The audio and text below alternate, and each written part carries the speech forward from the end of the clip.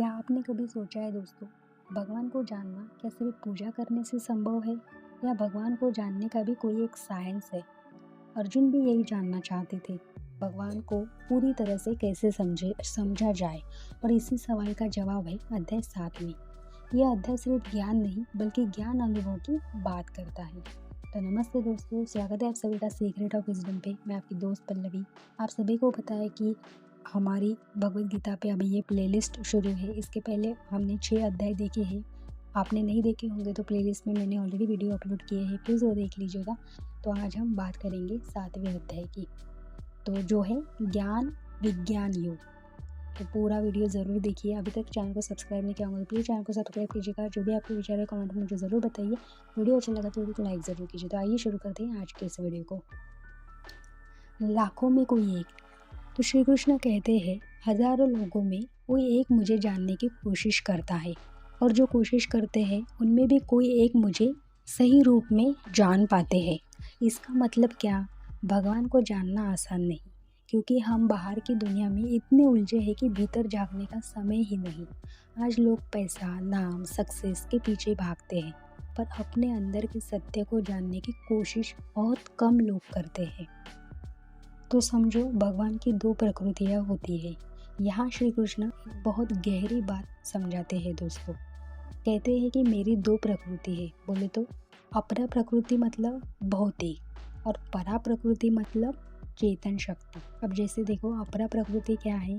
पृथ्वी, जल, अग्नि, वायु, आकाश, मन, बुद्धि, अहंकार, यानी जो कुछ दिखता है सब मेरी ही ऊर्जा है। लेकिन परा प्रकृति क्या है? वह चेतना जो सबको जीवित रखती है। जैसे कि देखो, नॉर्मल एग्जांपल पे क्या होता है, मोबाइल है, ठीक है। और यह क्या है? मोबाइल क्या है? हमारा भौतिक है। लेकिन जब तक उसमें इलेक्ट्रिसिटी नहीं मोबाइल में, तब तक वो मोबाइल क्या है ना, बेकार है। इसी तरह शरीर भौतिक है, पर चेतना ही असली शक्ति है। आगे श्री कृष्ण कहते हैं कि सब कुछ मुझसे उत्पन्न होता है, यानी कृष्ण कहते हैं कि मैं ही इस जगत का मूल कारण हूँ। सब कुछ मुझसे शुरू होता है और अंत में मुझ में ही समाप्त हो जाता है। जैसे मोती धागे में पिरोए होते हैं, वैसे ही पूरा संसार मुझ में पिरोए है। तो एग्जाम्पल जैसे देखो, समुद्र में लहरें उठती है, पर लहर समुद्र से अलग नहीं होती। तो हम भी उसी परम चेतना की लहर है। अब मैं कहाँ कहाँ हूँ? तो अब भगवान कहते हैं हमें कि जल में रस में मैं हूँ, सूर्य और चंद्रमा में प्रकाश में मैं हूँ, मनुष्य में बुद्धि में मैं हूँ, और अग्नि में तेज में मैं हूँ। समझ रहे हो? यानी जल जो होता है, उसके जो रस है उसमें भगवान बसे हुए हैं। सूर्य का जो चंद्रमा है, सूर्य और चंद्रमा के जो प्रकाश है उनमें वो बसे हुए हैं। मनुष्य की बुद्धि में भगवान बसे हुए हैं, और अग्नि के तेज में श्री कृष्ण बसे हुए हैं। तो इसका मतलब क्या? भगवान मंदिर तक सीमित नहीं, वह हर जगह है। जब आप सूरज की रोशनी महसूस करते हैं, जब बारिश की खुशबू आती है, वही भगवान का अनुभव है। अब आगे आता है सबसे पावरफुल हिस्सा, जो है माया क्या है। भगवान कहते हैं मेरी माया बहुत कठिन है। यह 3 गुणों से बनी है, जैसे तत्व, रजस, तमस। यही गुण हमें उलझाए रखते हैं। कभी हम बहुत उत्साही होते हैं, जैसे अब बहुत हैप्पी हो गए तो उसमें क्या है, रजस गुण आ गया। कभी हम बहुत आलसी होते हैं तो उसमें तमस गुण आया, और कभी हम बहुत शांत होते हैं तो उसमें सत्व यानी सात्विक गुण आया। तो इन्हीं गुणों के कारण हम सच्चाई को नहीं देख पाते।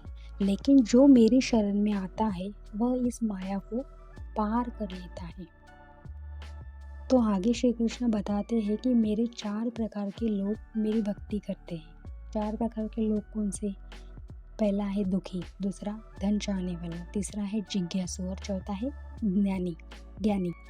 इनमें सबसे श्रेष्ठ कौन होता है? जो होता है ज्ञानी, है ना, क्योंकि वह भगवान को लाभ के लिए नहीं, प्रेम के लिए चाहता है। जैसे देखो एग्जाम्पल यहाँ पे, मतलब वो एक एग्जाम्पल दे के हमें समझा रहे हैं कि अगर आप सिर्फ अगर आप सिर्फ समस्या में भगवान को याद करते हो तो वो भक्ति है ही नहीं। लेकिन अगर आप बिना कारण के भगवान पर प्रेम करते हो, भगवान का नाम लेते हो, तो वह सर्वोच्च भक्ति है, वह है सर्वोच्च निस्वार्थ प्रेम। जो हम भगवान पर करते हैं। तो ये हमें यहाँ पे 4 प्रकार के जो लोग होते हैं जो भगवान से जुड़े हुए हैं, ये हमें यहाँ पे उन्होंने बताया है। अब आगे आता है, आगे श्री कृष्ण ये कहते हैं कि लोग दूसरे देवताओं की पूजा क्यों करते हैं। देखो, कृष्ण बता रहे हैं कि जो जिस देवता को मानता है मैं उसकी श्रद्धा को स्थिर कर देता हूँ, लेकिन उनका फल सीमित होता है क्योंकि वे बाहरी इच्छाओं के लिए पूजा करते हैं। सच्ची मुक्ति तब मिलती है जब हम परम सत्य को पहचानते हैं, जो आती है ध्यान साधना से। तो भगवान को पहचानना क्यों कठिन है? तो लोग सोचते हैं भगवान केवल एक व्यक्ति है, लेकिन वह अनंत निराकार सर्वव्यापी है। माया के कारण लोग उन्हें सामान्य मान लेते हैं, लेकिन जो अपने अहंकार से ऊपर उठ जाता है वही भगवान को पहचान पाता है। तो अध्याय 7 जो है वो हमें क्या सिखाता है?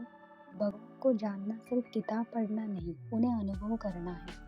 जब आप समझते हैं कि सूरज की रोशनी में वही है, आपकी सांसों में वही है, आपकी चेतना में भी वही है, तब डर खत्म हो जाता है, तब अकेलापन खत्म हो जाता है, क्योंकि आप समझ जाते हैं कि आप कभी अकेले थे ही नहीं।